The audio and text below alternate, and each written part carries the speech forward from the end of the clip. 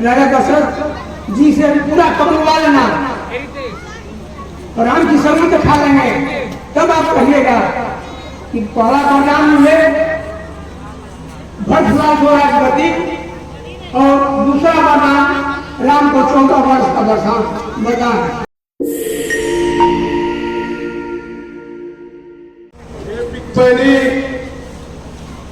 आप तो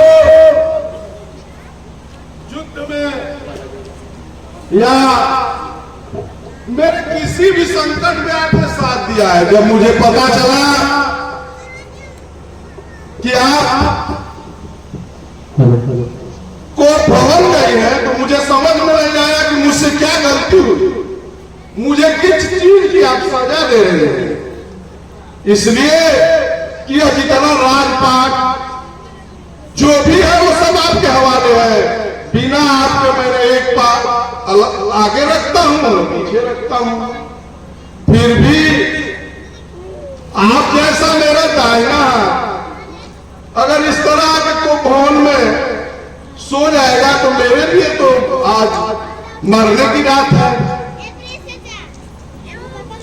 तुम जो खबर पे मैं धारा सुन के तेरी बीमार हो गया। अरे जो मैं पाया खबर के मैं धारा सुन के तेरी बीमार हो गया। राज तिलक है उधर और तू बनी है इधर, क्या नाराज परवरदिगार हो गया, क्या नाराज परवरदिगार हो गया। मुझे तो बहुत कष्ट हुआ कि क्या ऊपर वाला ही नाराज हो गया क्या, क्योंकि आपसे मुझे यह उम्मीद नहीं थी।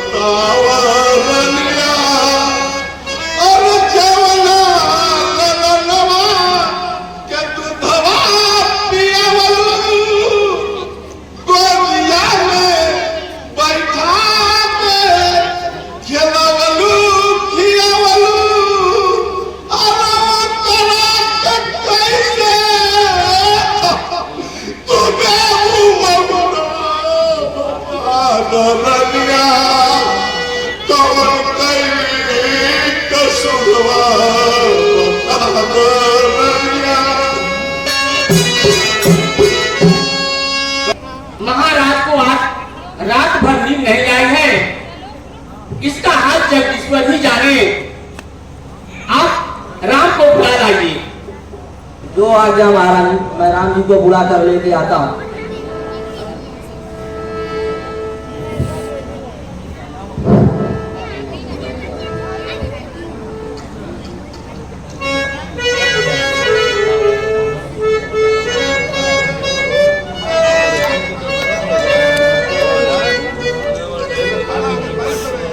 पिताजी की ऐसी हालत क्यों हो गई है?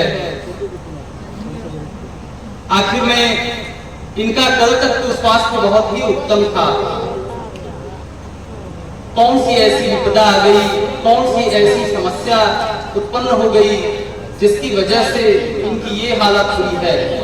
या इनका स्वास्थ्य अच्छा नहीं है या किसी मानसिक अभिताप में है? ये मेरा एक पुत्र होने के नाते कर्तव्य है, क्योंकि मेरा प्रादुर्भाव ही इन्हीं से हुआ है, तो मैं इसका कारण जान सकूं कि आखिर में ऐसा क्या हुआ जो पिताजी की ये हालत हुई है। हे राम सुनो, सारा कारण पुत्र स्नेह है। इन्होंने मुझे 2 वरदान देने को कहा था, जो मुझे अच्छा लगा वो मैं मान लिया। पहला वर भरत को राज तिलक और दूसरा मुनि वेश में विदेश दास, तुम्हारे लिए 14 वर्ष का वनवास। इसी कारण महाराज गिरे हुए हैं। माँ, क्या बस इतनी सी बात है? ये तो मेरा सौभाग्य होगा और अयोध्या का सौभाग्य होगा कि भरतलाल जैसा शासक यहाँ पर राज्य करेगा। उनके शासन में संपूर्ण प्रजा प्रसन्न रहेगी। और ये तो कर्तव्य होता है किसी भी पुत्र का।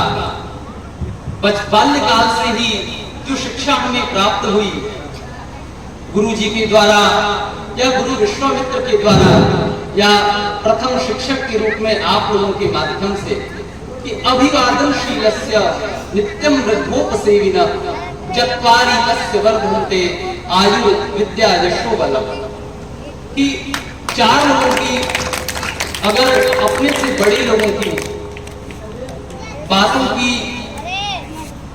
अवहेलना न हो, उनकी बातों का पालन किया जाए तो मनुष्य सदैव सुखी रहता है, सदैव आगे बढ़ता है और उसके जीवन में आयु विद्या यश और बल की वृद्धि होती है।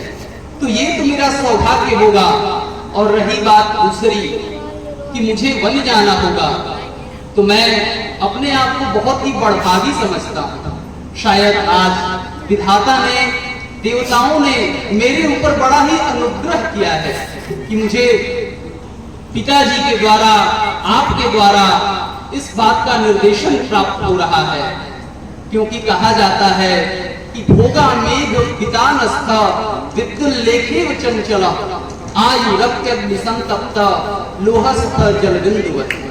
जिस प्रकार से किसी जलते हुए लोहे पे जल की या किसी द्रव्य की बूंदों को डाला जाता है तो वो उस पे नहीं टिकती, उसी प्रकार से इस संसार का भोग है।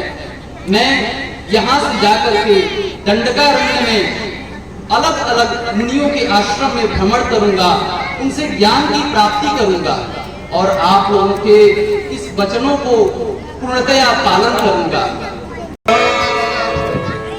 ये महाराज पूछिए, राम जी आए हैं। आप आ गए। मैं तो इस बुढ़ापे में इतने कष्ट में हूं,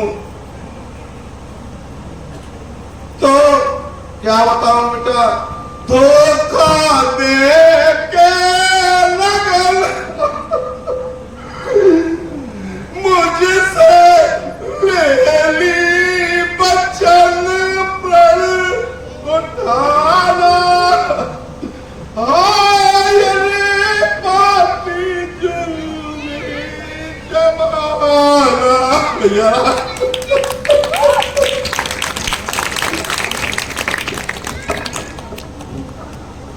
इस पहले मुझसे ये प्रीत बहाई,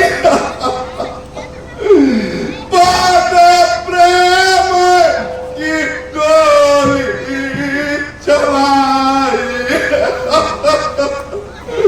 भैया मेरे लक दे जिगर छोड़ कर आज घर हो राना। आय रे पापी जुल्मी जमाना। भैया मंगल समय चले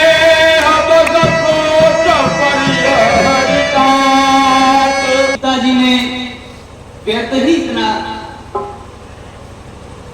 संताप ले लिया, व्यर्थ ही इतना व्यथित हो गए। अगर बात ही इतनी थी तो हम तो बचपन से ही इन चीजों का अनुकरण करते आए हैं और हमारी तो सनातन संस्कृति भी यही रही है। महर्षि कंडू ने गोवध कर दिया था। अपने पिता की आज्ञा के पालन के लिए उन्होंने गौ हत्या कर दिया, जबकि वो जानते थे कि वो अधर्म है। राजा सगर के पुत्रों ने अपने प्राणों की आहुति दे दी अपने पिता के शब्दों के पालन के लिए, और महर्षि परशुराम ने तो अपनी माता का ही वध कर दिया। मैं पिताजी के हर शब्द का पालन करूंगा, और अभी जाकर के मैं कौशल्या माता और सुमित्रा माता से भी आज्ञा लेकर के दंडकारण्य की ओर प्रस्थान करूंगा।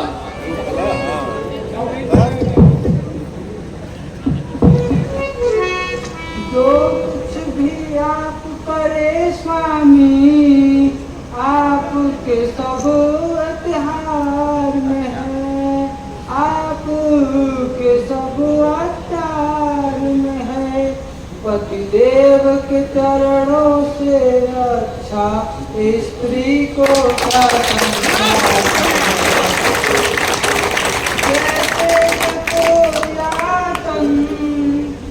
किरण आनंद मंगल गाती हैं, इस तरह आपकी सेवा में यह दासी रहना चाहती है।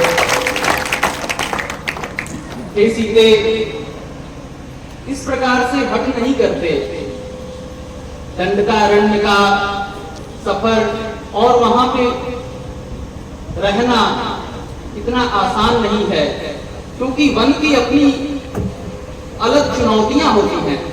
वन में तमाम अलग अलग प्रकार के जीव जंतु रहते हैं, जो मनुष्यों के अकारण भी आक्रमण कर देते हैं। और पत्नी का तो अलग ही धर्म होता है। धर्म की अलग अलग व्याख्याएं की गई हैं। किसी ने कहा कि धर्म न दूसर सत्य समाना, सत्य के समान दूसरा कोई धर्म नहीं होता। किसी ने ये कहा कि परहित सरिस धर्म नहीं भाई, पर पीड़ा सब नहीं अजमाई। दूसरों को उपकार, दूसरों की मदद, आवश्यकता की पूर्ति करने के अतिरिक्त दूसरा कोई धर्म नहीं होता, और दूसरों को कष्ट देने के अलावा कोई पाप नहीं होता। उसी प्रकार से ये भी कहा गया कि शठे शाठ्यम समाचरे, दुष्ट के साथ दुष्टता का व्यवहार ही धर्म है। लेकिन स्त्री के लिए जिस धर्म की व्याख्या की गई वो ये है कि सास ससुर और पतिपद पूजा, तेहिते नारी धर्म नहीं दूजा। एक नारी का कर्तव्य होता है, और अपने पति के अनुपस्थिति में अगर वो परिवार का संचालन सुखपूर्वक करे तो इससे बड़ा धर्म नहीं होगा। और तुम्हारी उपस्थिति यहाँ पे इस वजह से भी अनिवार्य हो जाती है क्योंकि माँ कौशल्या, माँ सुमित्रा और पिताजी का भी स्वास्थ्य इन दिनों अच्छा नहीं है, तो तुम इन सारी चीजों का विशेष ध्यान रख पाओगे।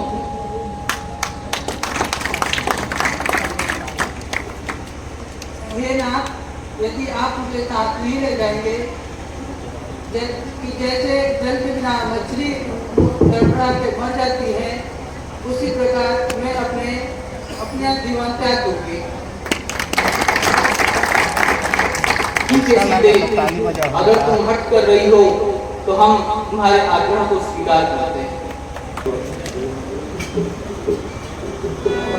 सोच में स्वामी गिरफ्तार, कुछ हुक्म नहीं फरमाते हैं, कुछ हुक्म नहीं फरमाते हैं। हे कृपाल, हे कृपाल, कहाँ जाते हैं, कहाँ जाते हैं। मैंने तो जन्म से आज तक आप ही के प्रीत बनाई है, आप ही के प्रीत बनाई है। मैं नहीं जानता कौन पिता और कौन वो मेरी माई है। नहीं और किसी को जानता हूँ मेरे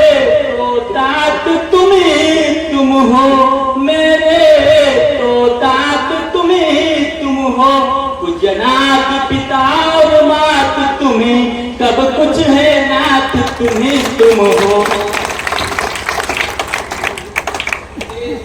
लक्ष्मण, तुम्हें तो विदित हो ही गया होगा कि हमारे पिताजी ने और माँ ने मेरे लिए 14 वर्ष का वनवास और भरत के लिए राज तिलक की घोषणा की है। मैं उसी क्रम में दंडकारण्य जाने की ओर अग्रसर हूं। तुम विवश मत करो और इस प्रकार से धृष्टता भी मत करो। अभी आवश्यकता है कि तुम यहीं पे रहो। तुम मेरे भुजा दूसरे हो, तुम मेरे रक्त दूसरे हो, तुम मेरे धनुष दूसरे हो, तुम मेरे बाण दूसरे हो। कहने क्यों तो हम तुम दो हैं, हम एक ही वंश के रक्षक हैं। तुम रक्त दूसरे हो, तुम तत्व दूसरे हो, रघुवंश के तुम अन्न दूसरे हो। कहा जाता है, नीति भी कहती है कि यत् दाश्चरत श्रेष्ठस्तत् देवे तरोजना स यत् प्रमाणं कुरुते लोकस्तदनुवर्तते। जिस प्रकार से श्रेष्ठ लोग, समाज के श्रेष्ठ लोग जो आचरण करते हैं, अन्य व्यक्ति भी उसी आचरण पे चलते हैं, उसी दिखाए हुए मार्ग पे चलते हैं। अभी यहाँ अयोध्या में आवश्यकता है कि तुम यहीं रहो। भरत और शत्रुघ्न भी यहाँ नहीं है, वो लोग ननिहाल को गए हुए हैं। यहाँ मेरी अनुपस्थिति में और पिताजी के अस्वस्थ होने की स्थिति में यहाँ की जो प्रजा है वो अनाथ हो जाएगी। अगर कोई बाह्य आक्रमण हुआ या किसी भी प्रकार की अन्य समस्या होती है, राजनीतिक या प्रजातांत्रिक, तो तुम उसका कुशलता पूर्वक संचालन कर सकते हो, उसका मार्ग ढूंढ सकते हो। इसलिए मेरी तुमसे ये आदेश है कि तुम यहीं रहो, तुम वन चलने के लिए जिद मत करो। वो कौन मांगने वाली है जो मांग रही है राजतिलक? गद्दी पर जिसका अधिकार है उसका होगा याद। लक्ष्मण, इस प्रकार से क्रोध नहीं करते। आखिर में जिस चतुरंगड़ी सेना का नेतृत्व तुम कर रहे हो, उस चतुरंगड़ी सेना को किसके खिलाफ, किसके विरुद्ध खड़ा करना चाहते हो मेरे भाई? क्या उन पिताजी के विरुद्ध खड़ा करना चाहते हो जिनके पालन पोषण से, जिनके बताए हुए सन्मार्गों का अनुकरण कर करके हम लोग आगे बढ़े हैं? या उस माँ के ऊपर तुम आक्रमण करना चाहते हो जिस माँ ने हम लोगों को बचपन से कितना लाड प्यार दिया? तो इस प्रकार की बातें नहीं करते। शांत हो जाओ तुम और शांत चित्त से सोचो। भैया आप में तो बहुत पहले कहते थे कि हम दो शरीर हैं परंतु हमारी आत्मा एक है। तो इस प्रकार ये बताएं कि यदि आप वन में जाएंगे तो मैं यहाँ पर अकेले क्या करूँगा भैया? ठीक है लक्ष्मण, अगर तुम्हारी यही इच्छा है तो तुम भी चलो। जो आज्ञा। मतलब क्या होगा?